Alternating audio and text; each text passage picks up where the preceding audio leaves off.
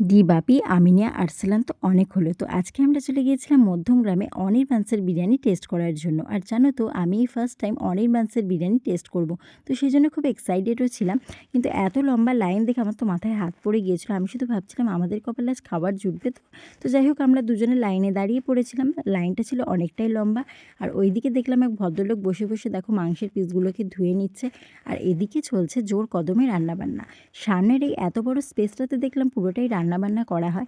আর দেখো কত বড় বড় হাঁড়িতে করে কাঠের জালে বিরিয়ানি রান্না করা হচ্ছিল। আর হাঁড়ির সাইজগুলো ছিল কিন্তু ভালোই বড়। তো যাই হোক আমরা কুপন কেটে নিয়েছিলাম। আমরা অর্ডার করেছিলাম একটা মাটন বিরিয়ানি আর ফিশ ফ্রাই।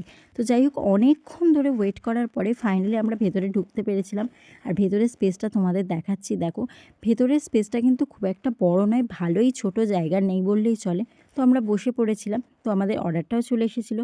ফার্স্টে এসেছিলো ফিশ ফ্রাই। আর ফিশ ফ্রাইয়ের মধ্যে ফিশের পরিমাণ ছিল ভরপুর পরিমাণে। মানে এতটাই সুন্দর ছিল যে এখনও যেন মুখে লেগে আছে, কি বলবো, দারুণ। আর তারপরে চলে এসেছিলো আমাদের মাটন বিরিয়ানি। আর মাটন বিরিয়ানি তো আমার দারুণ লেগেছে। তোমরা কারা অনির্বাণসের বিরিয়ানি খেয়েছো আর তোমাদের কেমন লেগেছে অবশ্যই কমেন্ট করে জানিও। আমার কথা যদি বলো, আমার তো দারুণ লেগেছে। আর মাটনগুলো একদম নরম তুলতুলে এতটাই ছিল যে মুখে দিলেই যেন গলে যাচ্ছিলো। এক কথায় জাস্ট দারুণ। আর এই ছেলেটাকে এই কাজ করতে দেখে আমার যে এত খারাপ লাগছিল কি বলবো। যে বয়সে পড়াশুনো করার কথা সেই বয়সে এইসব করে বেড়াচ্ছে।